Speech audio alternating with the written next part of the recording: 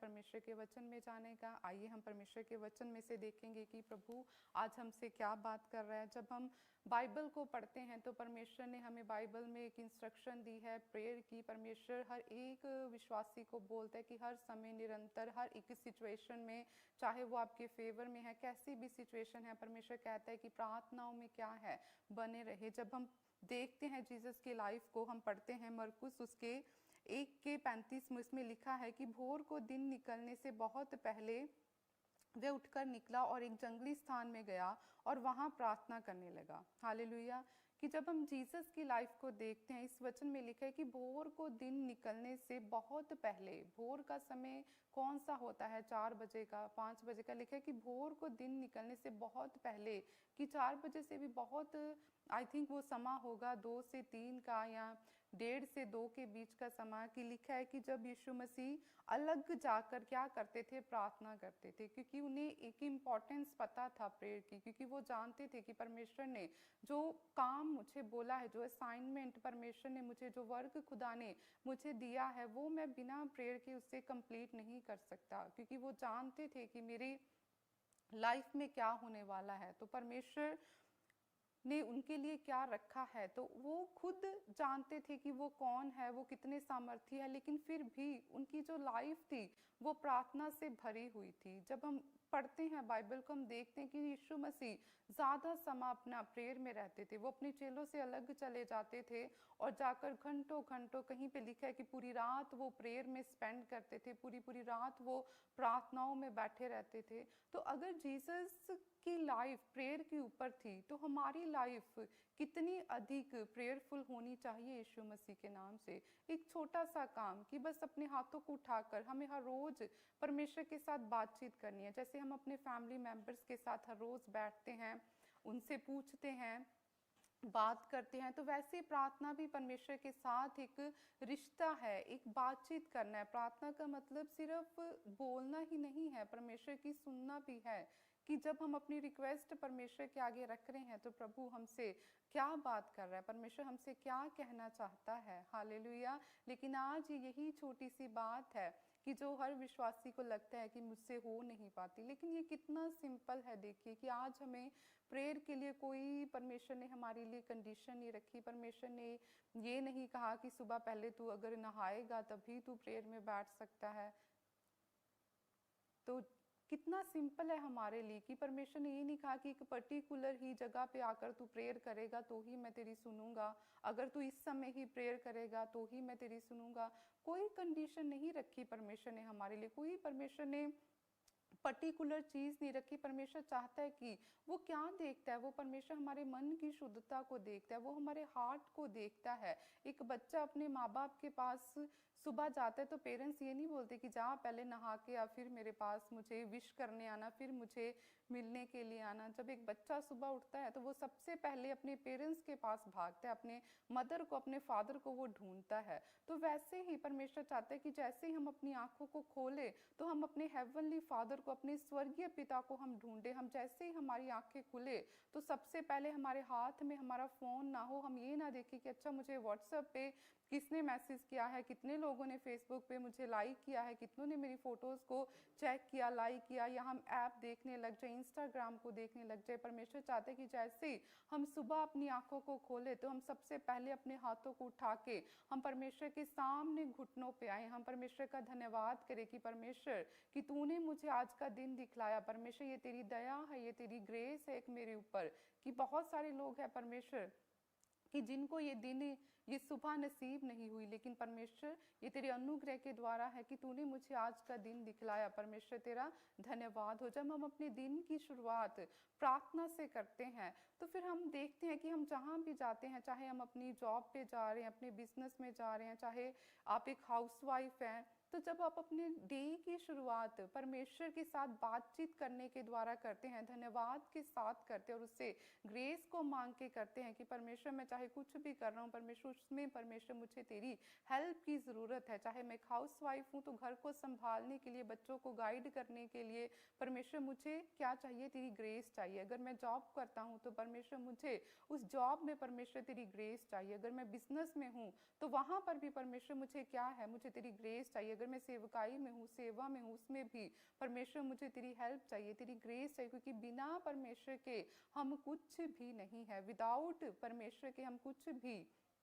कर नहीं सकते, चाहे वो कोई भी चीज़ क्यों ना, हमें हर एक चीज़ में क्या है, परमेश्वर की ज़रूरत है। तो यही एक बात है कि एक विश्वासी की लाइफ में जो प्रेयर है वो बहुत ही महत्वपूर्ण है। लेकिन इसी चीज़ को शैतान क्या करता है, एक विश्वासी की लाइफ से उसे दूर रखता है कि जैसे ही प्रेयर का टाइम आए तो उसके मन में तरह तरह के विचार आने शुरू हो जाएंगे। जैसे वो प्रेयर में बैठेगा तो उसे 100 ख्याल आएंगे कि अच्छा तेरा ये काम पेंडिंग पड़ा है, अच्छा तेरा फ़ोन रिंग कर रहा है तो पहले उसको देख ले, अच्छा ये वाला मैसेज ना आ गया हो, अच्छा ये चीज़ ना होगी हो। अगर लेडीज़ है तो उसे बहुत सारे अपने घर के काम याद आएंगे। लेकिन परमेश्वर कहता है कि जब तू प्रार्थना करे तो क्या कर, अपने डोर को क्या कर ले, बंद कर ले, और अपने परमेश्वर से जो क्या है गुप्त में है क्या कर, प्रार्थना कर। कि जब प्रेयर का समय हो तो वो आपके लिए एक बहुत ही इम्पोर्टेंट टाइम हो, कि आपको पता हो कि आप ये जो प्रेयर का समय आप किसके पास जा रहे हैं। कि अगर आपकी एक अपॉइंटमेंट किसी बड़े लेवल के इंसान से हो, पीएम से हो, तो आपको उसकी वैल्यू पता होती है कि नहीं, मुझे ये जो समय मिला है उनसे बात करने का, मिलने का, तो मुझे बड़े ही एटिकेट्स के साथ, मैनर्स के साथ मुझे बात करनी है, मेरे शब्दों का मुझे ध्यान रखना है। तो वैसे ही जब आप परमेश्वर के सामने जा रहे हैं तो आपको पता होना चाहिए, ये नहीं कि आपका फ़ोन रिंग पे है, आप परमेश्वर से बातचीत कर रहे हो और बीच में ही आपको डिस्टरबेंस हो रही है। आप ऐसे कभी भी परमेश्वर की स्पिरिट के साथ कनेक्ट नहीं हो सकते, क्योंकि जब हम प्रेयर में हैं तो हमें टाइम लगता है 15-20 मिनट की, हम शरीर से जब बाहर आते हैं। क्योंकि इतनी देर में जब आप परमेश्वर का थैंक्स करते जाते हैं, अपनी गलतियों के लिए आप रिपेंड करते हैं, पश्चाताप करते हैं, उसकी ग्रेस को मांगते हैं, आप वर्शिप करते हैं, तो धीरे धीरे क्या होता है कि आपकी जो स्पिरिट है वो कनेक्ट होना शुरू होती है। स्टार्टिंग में आप देखेंगे कि आपके अंदर बहुत तरह के विचार आएंगे, आपके दिमाग में बहुत तरह की बातें चलती रहेंगी, लेकिन जैसे ही आप बने रहेंगे, आप उठेंगे नहीं, तो आप धीरे धीरे फील करेंगे कि जो आपकी स्पिरिट है वो परमेश्वर की स्पिरिट के साथ कनेक्ट होना स्टार्ट हो गया। उस समय आप क्या देखेंगे कि आपके जो इर्द गिर्द का एटमॉस्फेयर है वो आपको चेंज होता हुआ फील होगा। फिर आप एक प्रेजेंस को परमेश्वर की क्या करेंगे, फील करेंगे। ये तब होता है कि जब आप स्पिरिट के रैलम में चले जाते हैं, जब आप शरीर से बाहर निकल जाते हैं। ये नहीं कि आपने बस 10 मिनट आप प्रेयर में बैठे और फिर आप उठ गए। ये तब है जब आपने प्रभु को आप इतना जानते नहीं थे, लेकिन जब आप प्रभु को जानते हुए आपको इतना समय हो गया है, तो अब आपको क्या करना है, उसके साथ आपने घंटों स्पेंड करने हैं। जितना ज़्यादा परमेश्वर की प्रेजेंस में रहेंगे, आप देखेंगे कि परमेश्वर का आत्मा आपको आपकी लाइफ के हर एक हिस्से के बारे में क्या करेगा, आपको गाइड करेगा। हालेलुया। तो वैसे ही जब हम इसी के मरकुस के 9:29 में जब हम देखते हैं,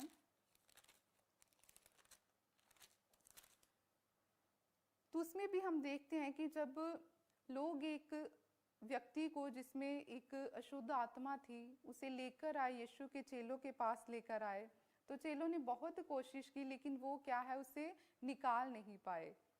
तो उन्होंने फिर उस आदमी ने रिक्वेस्ट की कि देख, तेरे चेले से निकाल नहीं सके, लेकिन तू मेरे बेटे पे क्या कर, दया कर, तू इसे फ्री कर, इसे डिलीवर कर, इसे आज़ाद कर। तो जैसे यीशु मसीह ने उस शुद्ध आत्मा को, उस स्पिरिट को डांटा, तो लिखा है कि उसी घड़ी वो उसे छोड़ कर चली गई।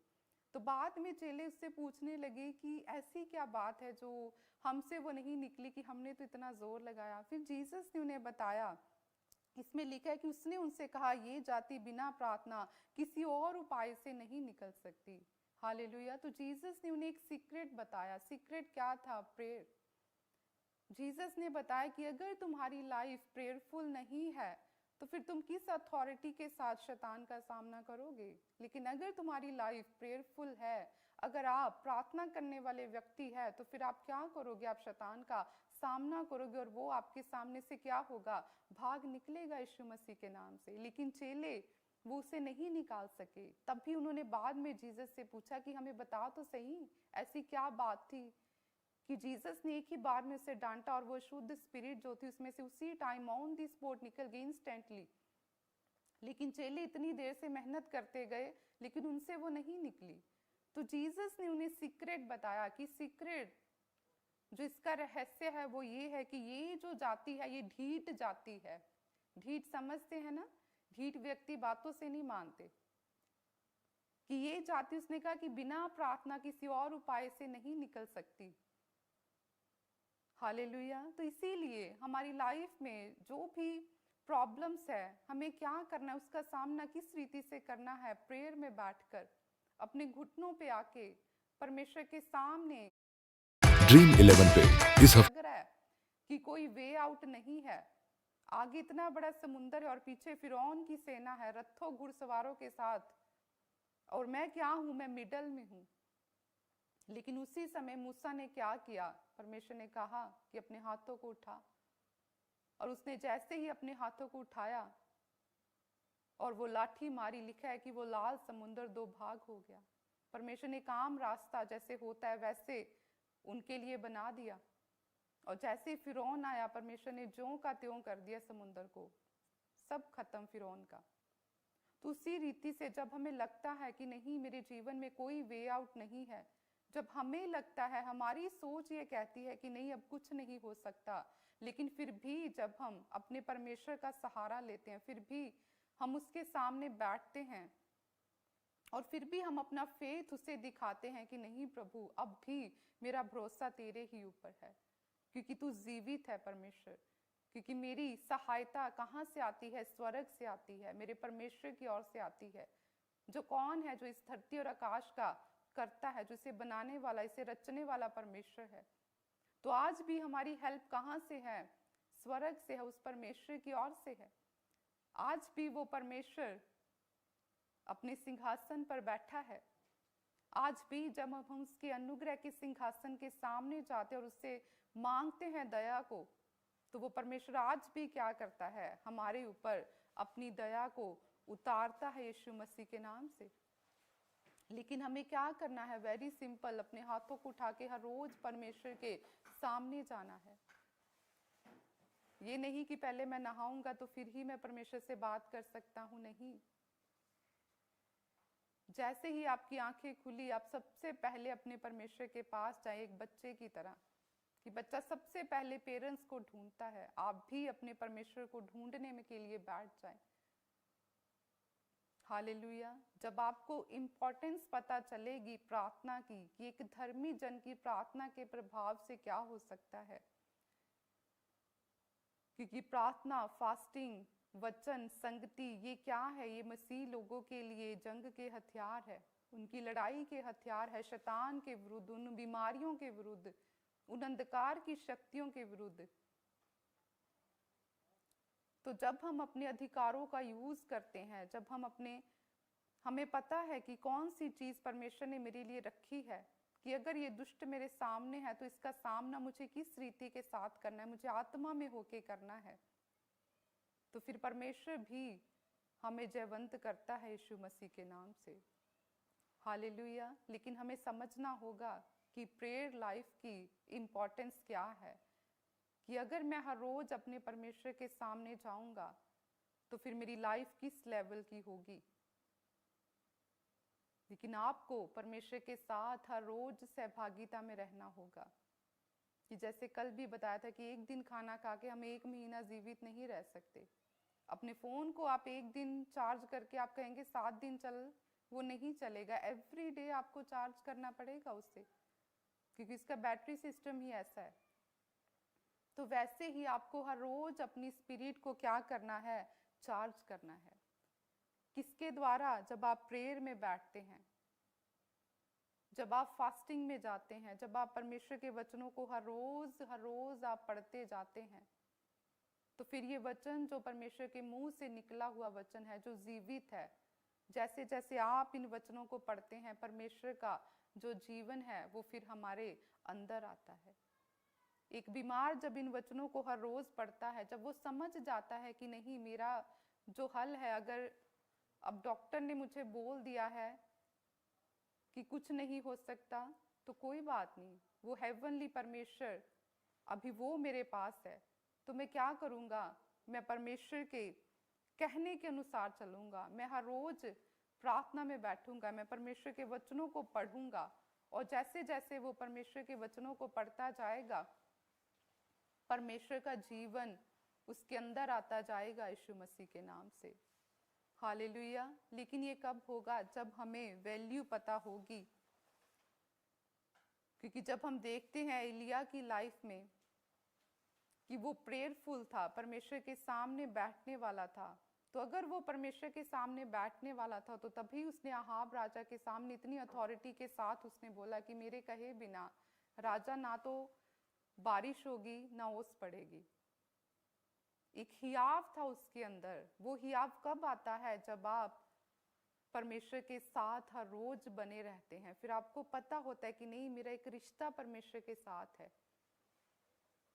जैसे एक बेस्ट फ्रेंड के साथ आपका होता है कि फिर आपको पता है कि मेरी दोस्ती इसके साथ गहरी है, मैं इसके साथ अब रिश्ते में काफ़ी समय से हूँ। तो फिर जब आप उससे कोई हेल्प मांगते हैं तो वो आपको ना नहीं करता। लेकिन एक दोस्त जिसको आप कभी बात ना करें, एकदम से आप उसके सामने जाके बोले कि मेरी इतनी बड़ी हेल्प कर दे, वो कभी नहीं करेगा। तो वैसे ही एलिया परमेश्वर के सामने बैठने वाला था, तो तभी उसने इतनी अथॉरिटी के साथ राजा को बोला कि मेरे कहे बिना बारिश नहीं आएगी। और परमेश्वर ने वैसा ही उसकी लाइफ में किया। और जैसे फिर उसने लिखा है कि अपने घुटनों के बीच में मुंह देकर उसने प्रेयर की, कि वो झुक गया। इस रीति के साथ वो प्रेयर में परमेश्वर के सामने गया। तो फिर लिखा है कि जब उसने घुटनों के बीच में, लिखा है जब हम पढ़ते हैं पहला राजा उसके 18 के 42 में लिखा है कि एलिया करमल की चोटी पर चढ़ गया और भूमि पर गिरकर अपना मुंह घुटनों के बीच किया। कि वो करमल की चोटी पर, पर्वत की चोटी पर चढ़ गया और भूमि पर गिरकर उसने अपना मुंह क्या किया? घुटनों के बीच किया। किस लिए? प्रेयर के लिए। और फिर उसने परमेश्वर से क्या की? प्रार्थना की। और जैसे उसने इस रीति के साथ अग्रेसिव होकर परमेश्वर के सामने वो बैठ गया, हर चीज को भूल कर, तो परमेश्वर ने फिर क्या किया? लिखा है कि उसी समय परमेश्वर ने बोला एलिया को कि जा अहाब को बोल दे कि चला जाए, ऐसा ना हो कि भारी बारिश के कारण तू बीच में ही स्टक हो जाए, फंस जाए। ये क्या है? ये प्रार्थना की सामर्थ्य है, ये पावर है प्रेयर की। कि जब आपको पता होता है कि आप प्रेयरफुल पर्सन है, फिर आप हियाव के साथ परमेश्वर के सामने भी जाते हैं। फिर आपको पता होता है कि जो मैं परमेश्वर से मांग रहा हूं उसके कहने के अनुसार, वो अपने स्वार्थ के लिए नहीं, वो कोई ऐसी चीज नहीं जो रॉन्ग है, जो परमेश्वर के वचन से बाहर है, जो परमेश्वर के वचन के बीच में से है। अगर मैं मांग रहा हूं तो परमेश्वर उसे मेरी लाइफ में जरूर देगा यीशु मसीह के नाम से। हालेलुया। तो वैसे जब हम देखते हैं कि जब इजराइली लड़ने के लिए गए तो परमेश्वर ने क्या कहा मूसा को कि क्या कर? मूसा अपने हाथों को उठा। और लिखा है कि जब जब मूसा के हाथ उठे इजराइली जीतते गए, और जैसे उसके हाथ थके नीचे आए उसी समय इजराइली हारने लगे। एक छोटा सा काम, मूसा ने बस हाथ उठाए, प्रार्थना कर रहा है और उधर लड़ाई में वो जीत रहे हैं। लेकिन जैसे जैसे हाथ नीचे आ रहे हैं इजराइली हार रहे हैं। तो परमेश्वर ने बाइबल में हमें इंपॉर्टेंस दिखाई है प्रार्थना की, कि एक व्यक्ति जो परमेश्वर के साथ बना हुआ है, कि जब वो प्रार्थनाओं में बैठता है तो परमेश्वर कैसे फिर उसकी लाइफ में बड़े मिराइकल्स को करता है। जैसे दानियल की लाइफ थी, एक लाइफ स्टाइल था उसका प्रार्थना करना। जैसे बहुत सारे लोगों का एक लाइफ स्टाइल होता है कि उन्हें आधा घंटा वॉक करनी ही करनी है, उन्हें एवरीडे जिम में जाना ही जाना है। एक उनका ये क्या है? लाइफ स्टाइल है। तो वैसे ही प्रेयर हमारा एक लाइफ स्टाइल होना चाहिए कि हर रोज हमें परमेश्वर के सामने जाना ही जाना है। चाहे जीवन में खुशी है, चाहे कोई दुख है, एनी कंडीशन, कोई मैटर नहीं करता कि लाइफ में क्या चल रहा है, हर रोज परमेश्वर के सामने बैठना ही बैठना है। जब एक मसीही व्यक्ति ये समझ जाता है कि प्रार्थना एक मेरा लाइफ स्टाइल है कि मुझे हर रोज परमेश्वर के साथ अपनी संबंध को मजबूत करना है। मुझे हर रोज बिना किसी डिमांड के खुदा के सामने जाना ही जाना है, क्योंकि वो मेरा क्रिएटर है। तो फिर जब आपका लाइफ स्टाइल प्रार्थना वाला होगा, फास्टिंग वाला होगा, वचनों को पढ़ने वाला होगा, संगति करने वाला होगा, फिर आप देखेंगे कि कैसे परमेश्वर हर रोज जैसे ही आपकी आंखें खुलेगी, एक बड़ी गवाही आपके जीवन में तैयार होगी यीशु मसीह के नाम से। हालेलुया। जब हम चेलों की लाइफ को देखते हैं कि उनकी लाइफ भी क्या थी, प्रेयरफुल थी, कि उनकी लाइफ में भी क्या था, प्रार्थना का एक महत्व था, क्योंकि उन्होंने जीसस की लाइफ को देखा था कि जब वो यीशु मसीह के साथ थे तो उन्होंने देखा था कि जीसस कि कैसे अलग जाके प्रार्थना किया करते थे, सारी सारी रात बैठकर वो प्रेयर करते थे। तो उनकी लाइफ भी क्या हुई, सेम वैसी ही बनी। उन्होंने भी प्रेयर को एक इम्पोर्टेंस हिस्सा अपने जीवन में माना कि हर समय वो प्रार्थना में लोलीन रहते थे, संगति करते थे मिलकर। तभी जब वो एक जगह बैठकर क्या कर रहे थे, प्रेयर कर रहे थे, और जैसे वो प्रार्थना कर रहे थे तो पवित्र आत्मा उन पर बल से उतरा, अन्य भाषा बोलने लगे, पवित्र आत्मा और आग का बैप्टाइज उनका हुआ। कब? जब वो क्या कर रहे थे, प्रार्थना में लोलीन थे, वो प्रेयर कर रहे थे, कोई और काम नहीं कर रहे थे, प्रार्थना में बैठे थे। वो समझ गए थे कि प्रार्थना का महत्व उनकी लाइफ में क्या है।